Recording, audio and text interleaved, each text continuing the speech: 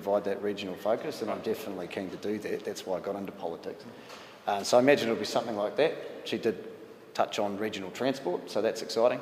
But outside of that, I don't really know. Three Waters has been pretty unpopular in some parts of the country, often regional New Zealand. Are you ready to kind of go into bat for those reforms in regional New Zealand? Well, I believe in the approach that's being taken by the government. Reform is required. There's no doubt about that. Even those councils that have expressed concerns, most of them will say that reform is needed. And so I'm keen to have the chance to speak to the Minister, see where that delegation falls. It might not be on Three Waters, I don't know. But the job I had before I became an MP was as Regional Development Minister Economic Development Minister at the Marsden District Council, so I've got some experience in local government. So I'd be keen to have a yarn to hear about that and see where it falls. Are you ready to take representations from regional New Zealand back to the government if regional New Zealand convinces you that maybe some changes and carve-outs are needed for regional New Zealand and Three Waters? Well, mate, I've sort of been doing that anyway as a local MP. You know, any decent local MP will talk to their key stakeholders, and in my electorate that's definitely the councils. I've got 5 district councils, 3 regional councils, a lot of people to talk to, and we've been feeding that back to the ministers already. And just stoked to being highlighted as someone that can contribute in this and keen to play my part. You've got one of the racing.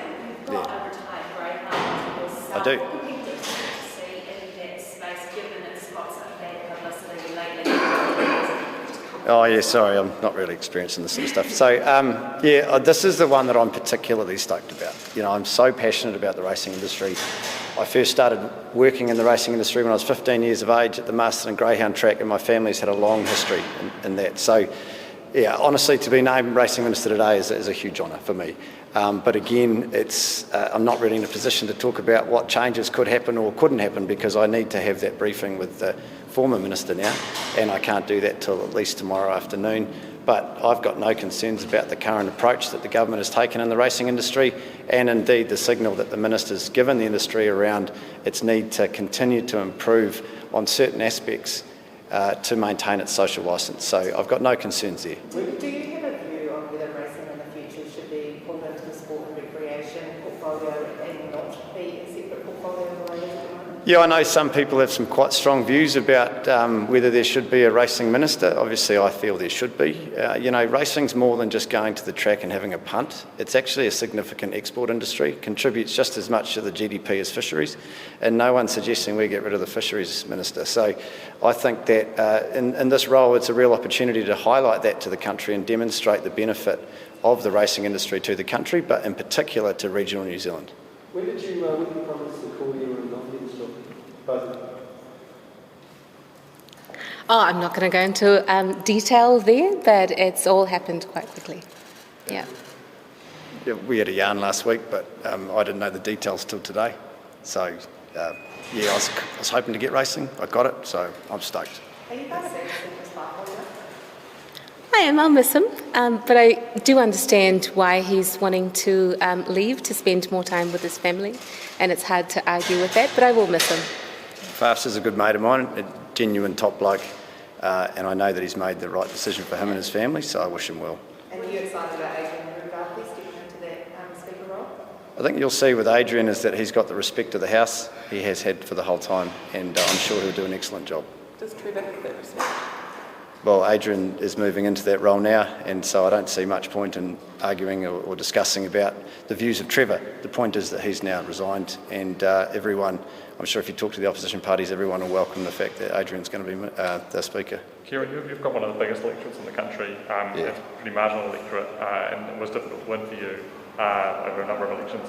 Are you worried that this burden on your time will make it more difficult to get around that electorate to win it back? Well, there's always that balance, eh? You'll be less time in the electorate, but you've got more opportunities to advocate for them being as part of the executive. So I think there's that trade-off, and that's not a bad thing.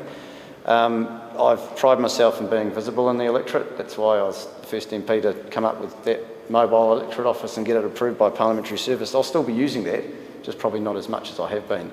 But if you spend your time in Parliament worrying about the next election, you don't enjoy the time you've got. So I'm just going to use the next 18 months to work on my portfolios and push Waitarapa, Tararua districts and Central Hawke's Bay every chance I get. What can you, in terms of regional transport, what is the focus there going to be? There's been some concerns about the amount of land transport funding that goes to the region. There have been concerns raised about stuff like the Clean Car Standard penalising vehicles that are used in regional New Zealand. Well, what actually, change would you bring to the portfolio? Well, again, I need to talk to Mick about that, but ultimately I think we've got a great story to tell about regional transport. Just look at Wairarapa, for example. This government funded the replacement of the Manawatu Gorge. We're finally fixing the Wairarapa rail line, which was in parts 50 years old, and Masterton got its 3 roundabouts, which I've been advocating for. So I think that there is a good story to tell, and I'm pretty keen to play my role in telling it. In your new role as under workplace relations, will you be looking at things like gender pay gaps, respect in the workplace, what's your experience? Yeah, look, there are a few options there. I haven't had a good enough discussion yet with Minister Wood. He is overseas, of course, so when he comes back we will have that discussion. But as the Prime Minister has signalled, there will be a role for me there in terms of addressing, or the work that we're doing to address migrant worker exploitation. It's an area that I've been passionate about for a long time, so I look forward to it. And 35 years in Parliament, just for questions about Trevor Mallard, your redeeming memory that you may have as the Speaker. Yeah, look, there are so many, frankly, but what I'll say is to acknowledge the years of service that Trevor's given in this place, and I think from what, for us, we've been here for a much shorter time, and I am truly grateful for the work that he's done. The work that he's done to make this Parliament a more family-friendly place has been phenomenal, and I've spent a fair bit of time with Trevor, and consider him a friend as well. Can I ask both of you, reshuffles are a change, chance for a reset, a shake-up. Do you think this government, which has lost the support of some of the public over the last few months, do you think this government needs a bit of a shake-up? Look, this is a reshuffle that was triggered by the departure of one minister sooner and another one in some time to come, and there were some places to fill, and really that's what the Prime Minister has done. Can I ask you that, Kieran? Do you think this government needs a bit of a pep-up or a little mid-season break or something similar? Well, there's no question that this is more of a case of filling a vacancy than a reshuffle per se. Most of the ministers have kept the portfolios that they had, and they're focused on that. The PM's suggested that will come at a later date to give, I suppose, ministers a decent time in their portfolio to finish the reforms that they're underway at the moment. And there's no question that pretty much every incumbent government at the moment is suffering in the polls, and because times are tough at the moment. But we've got 18 months to really demonstrate that our investment in the future is the right way to go, and our focus on supporting those that need it is the way to go. And we can highlight the fact that the New Zealand economy is actually doing pretty good. So all those things considered, 2 years of COVID and now the cost inflation, etc., I think we're doing pretty well, to be honest. As Labour whip, how's morale? Well, it's pretty good. And not just because they've changed whip, but it's been good the last couple of years. It's a tough job looking after 65 MPs, and Duncan Webb's definitely up for it. And so every time we meet at caucus, the morale's pretty good. We've had a focus in the Whip's office. We've changed a lot this year. We've brought in a learning and development program for our MPs, and that gives them an opportunity to reflect on how they're going, identify the areas that they want assistance with, and then we bring in people to help them with that, and that certainly helps. I think the biggest thing for morale is everyone needs to feel like they're part of the team and contributing, and I'm sure they do. And we're a close team. Cool. Thanks, everyone. Cheers. Thank you. Here comes right now.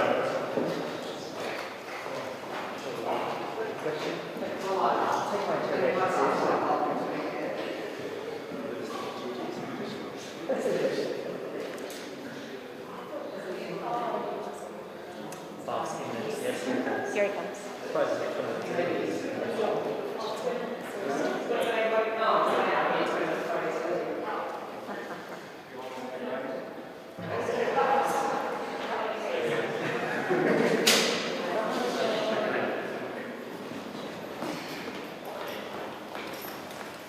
Yeah? Hey folks, back to the tiles. Hey look, you've obviously seen the Prime Minister's made an announcement that I'm calling it time on politics. I'm quite proud of what I have managed to achieve over the last 12 years. 5 years as a minister, 7 years in opposition, which is not much fun. But as the Prime Minister said, it's a family decision. My youngest turns 5 next week, and I'm keen to make sure that I'm there when he starts school. I spoke to my 13-year-old son about it this morning. He said good, and my 10-year-old son said good job. So I want to acknowledge the Prime Minister for the honour of serving in her privilege. It's a bittersweet day because I've been here for a while, but it is absolutely time to call it a day.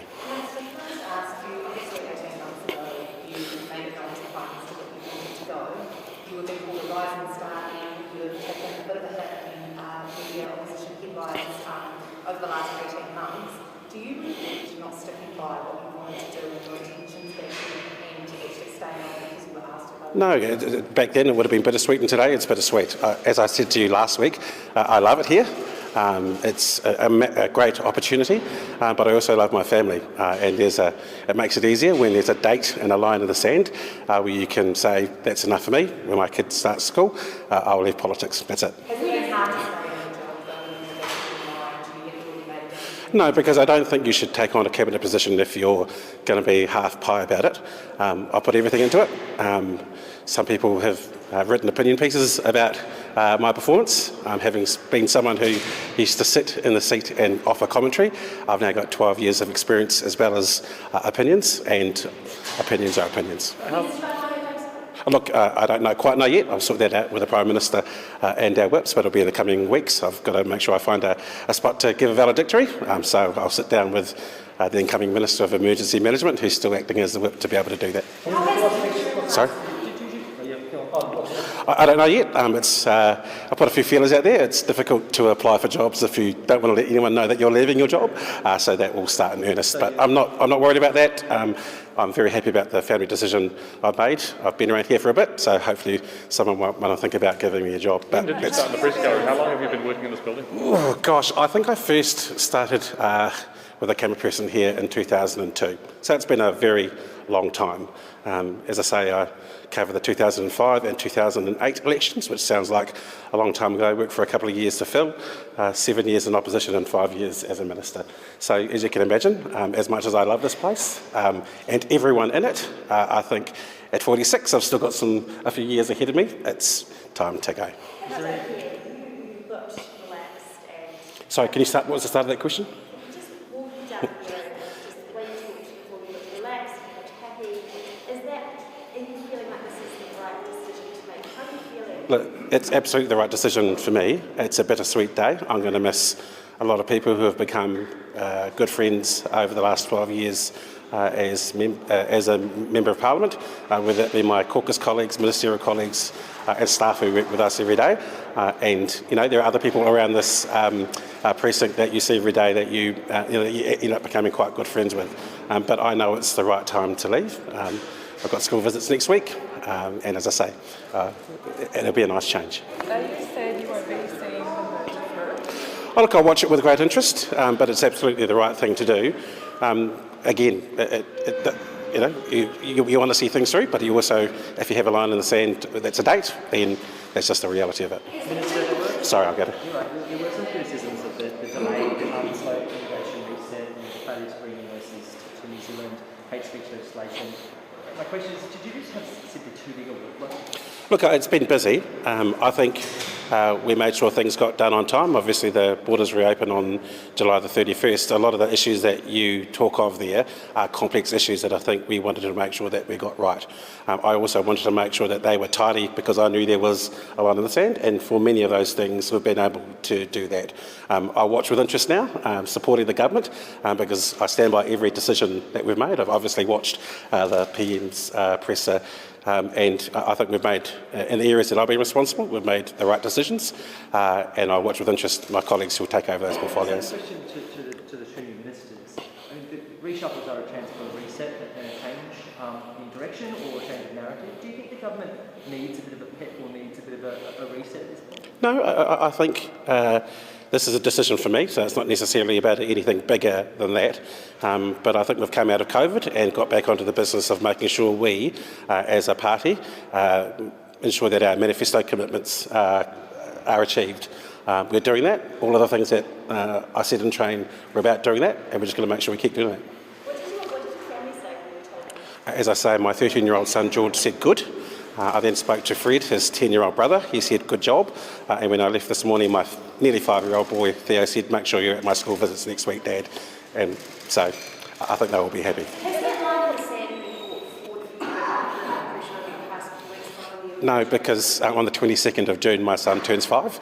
I had made a decision that when he goes to school, I get out of politics. Given your broadcasting experience and you have a portfolio, and you were here when you saw what happened out on the front of the lawn in terms of mis and disinformation, how are you feeling about the future of media in New Zealand? Oh, look, if I think about the challenge that we had in the middle of the first COVID lockdown, where the media environment was quite fragile, I think we're now at a state where we've got a big player coming in to look after our major TV network, everyone else on a better footing, and public media obviously in a place where the government has decided to strengthen for the long term. So I believe that our mainstream media is extremely important to make sure people get the kind of information and hold people like me to account, and I think we're in a much better place than we were 2 years ago because it was quite fragile. Will you have any involvement in the merger or the new entity? It is not my intent. Did the Prime Minister ask you to stay on any longer than this date you gave her? No, I spoke to her at the end of the last school holidays when I spoke with my kids about making sure that this is the right decision, and told her that, she asked me to stay longer and that this was my timing. I want to thank her for allowing me to do that. She has put no pressure on me to stay any longer or move any sooner. As I say, Theo turns 5 next week, and I'm looking forward to that. You've had a lot of questions about broadcasting and immigration, but you also held the Justice portfolio. How have you found that? Oh, look, it's a massive challenge. I think the funding that we're able to secure in this year's budget will make sure that we can, as a cluster of Justice Ministers, move and make sure that the policy things that we wanted to achieve can be done because the funding is there. I'm not a trained lawyer, as I say, I'm a trained journalist, so that was a big challenge, but one I really loved. No, as I said to you last week, I love it. It is a bittersweet day. I could stay here for a very long time, but then I won't get to know my kids as much as I should. Do you feel like your second term was more difficult than first? First you seemed to score some really quick runs with commerce and consumer affairs and airbags and stuff. I've forgotten about the airbags. Second term, like justice and stuff, it just sort of got harder, it seems. Well, I think it does. If you move up the ranks, that means the tasks in front of you are harder. That's just the grind. But I was willing to come back and do that for a period of time that the Prime Minister wanted me to come back. It has been tough. This is not tiddlywinks. But you make sure that you do as best as you can, and I think I've done that. And I think I'll leave it at a time when most things are as tidy as they can be. And I'm looking forward to seeing the success of the people who are taking over the portfolio. What would you look back on as your greatest signature? That old question. Look, there's plenty that I'm proud of. It might seem relatively mundane, but I think the ability to bring in market studies has meant we've seen some kind of daylight on some of the sectors that have needed some daylight for some time. I'm really proud that I was a minister during the COVID response. I want to acknowledge the Prime Minister's leadership there. I think we've had a world-class response to a global pandemic, and I think a lot of that came down to the Prime Minister's leadership there. So I don't wish that kind of experience upon any other government, but it was an amazing experience as a Minister of the Crown to be able to make sure you're supporting businesses both big and small. You've had a while now to think about your last speech in the House. Give us any hints about what you might... I don't want to ruin the surprise. There'll be no score settling. It's been an absolute pleasure. Just compare your career in Parliament, press gallery journalist, staffer, MP and a minister. What was being the highlights of those times? What did you enjoy the most, and what are you looking forward Look, I think the privilege of sitting around a cabinet table was something that I never imagined I'd ever do when I walked into this place with a microphone and a camera. But it's actually some of the things away from this place that have given me the most reward. There are some places in Porirua now that were just empty plots of grass for years when I was an opposition member, and now we've got people living in them. So that doesn't necessarily gain much attention here, but I'm really proud of the things that you can do that make people's lives different and better. So those are the kinds of things I'm quite keen to remember. Just stand by the progress you made on hate speech reform? Yeah, absolutely. As I said, anything that I've done, we stand by. It's a complex and difficult area, and as I said a couple of weeks ago when I was last asked the question about that, we want to make sure that we protect the people we want to protect and not make it any worse. I think we've got to find the delicate balance to make sure we can progress those reforms, but not stoke the kind of hate that we're all worried about. How do you feel about the future of the party and the new faces taking on new roles? Look, I'm excited for them. A lot of them are mates, and some of them will be now ministers and have now more responsibility. I'll work with them over the next few days to make sure that they're good to go, and I'm sure they will be. I'm Labour through and through, so I'll be watching from the sidelines, supporting everyone here in the team and in the caucus for the next election. I'm confident in that. Okay, thanks. Cheers, folks.